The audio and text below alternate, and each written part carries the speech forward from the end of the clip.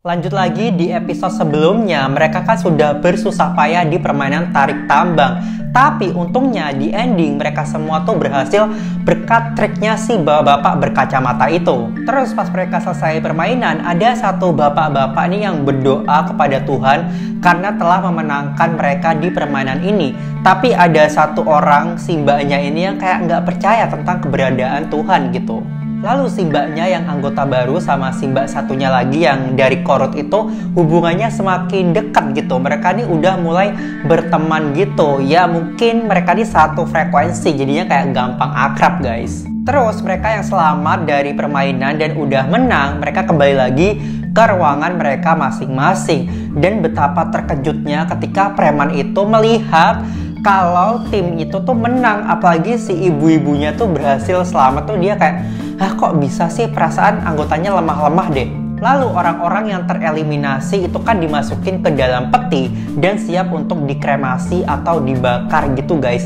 Tapi peti itu tuh tidak dibakar, melainkan beberapa ada yang dijeblokkan ke bawah. Terus itu tuh diambil organnya guys untuk dijual. Terus balik lagi ke mereka-mereka yang udah selamat. Nah karena persaingan semakin ketat, anggotanya juga semakin sedikit. Nah mereka nih takut kalau malamnya nanti akan ada pertumpahan darah gitu. Lalu mereka ini menyusun strategi. Nah mereka ini menyusun kayak besi-besi gitu mengelilingi mereka. Jadi supaya aman dan gak bisa menerobos mereka saat mereka sedang tertidur.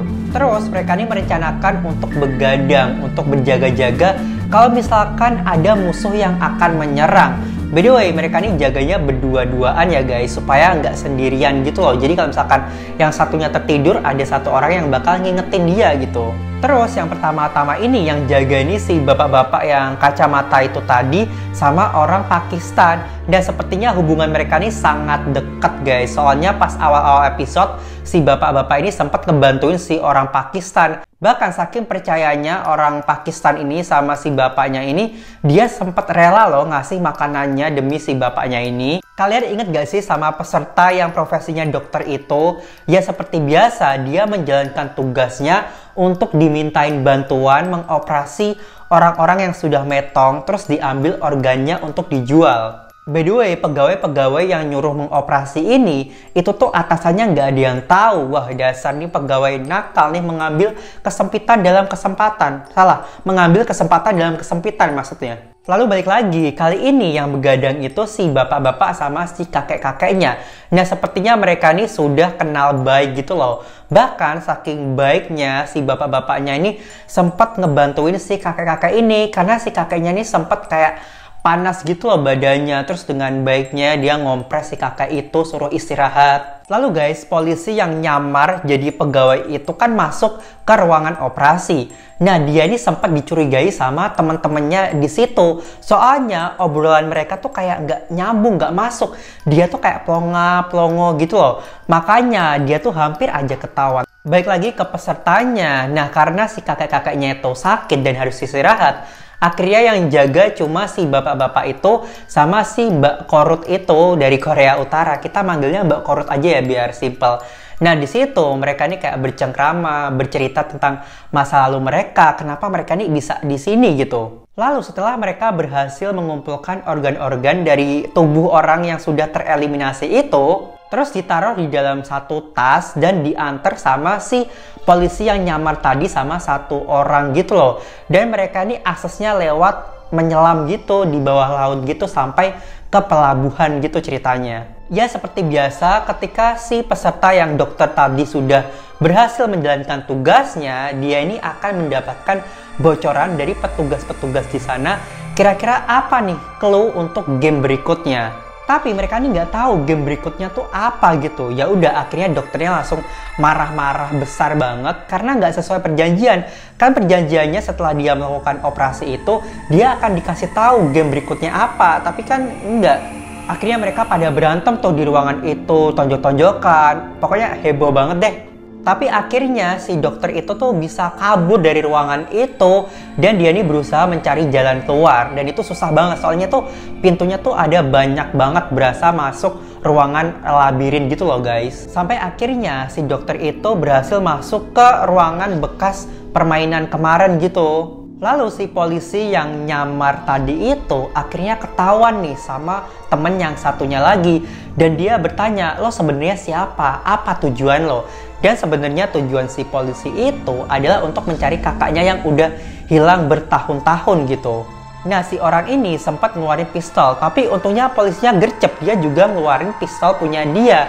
Nah, di situ panik dong orang itu, dan dia sempat kayak mohon-mohon, oke, kita akan bekerja sama, gue akan membantu lo, dan gue akan sedia untuk menolong lo gitu. Tapi tentunya polisinya tidak mau dan tidak gampang percaya begitu aja.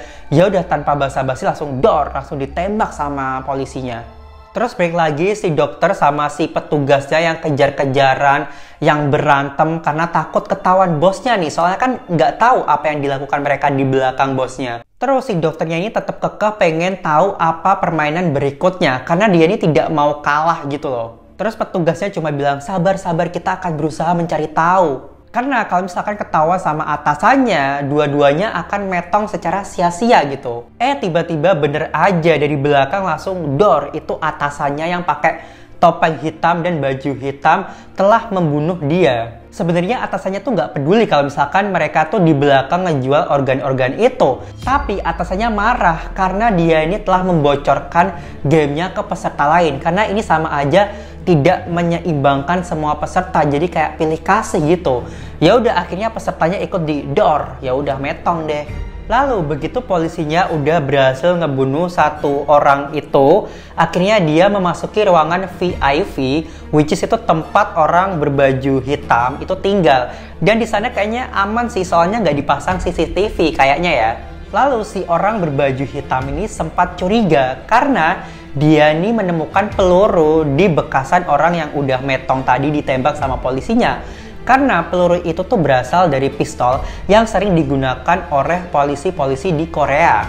Jadi dia nih bingung, kenapa ada polisi di sini? Apa yang dia cari? Akhirnya polisi ini menyelidiki semua ruangan VIP yang ada di situ untuk menemukan petunjuk-petunjuk di mana keberadaan kakaknya itu kok bisa menghilang bertahun-tahun lamanya. Lalu si orang berbaju hitam ini mengerahkan semua anggotanya untuk mencari keberadaan si polisi yang menyamar ini. Mereka udah berusaha mencarinya dan melihat dari rekaman CCTV, tapi tidak ditemukan keberadaan dari polisi ini. Padahal dia sebenarnya sembunyi di ruangan VIP. Mungkin di situ nggak ada kamera CCTV, jadi dia aman gitu. Lalu polisi ini kayak berada di satu gudang gitu, dimana dia ini menemukan banyak banget berkas di situ.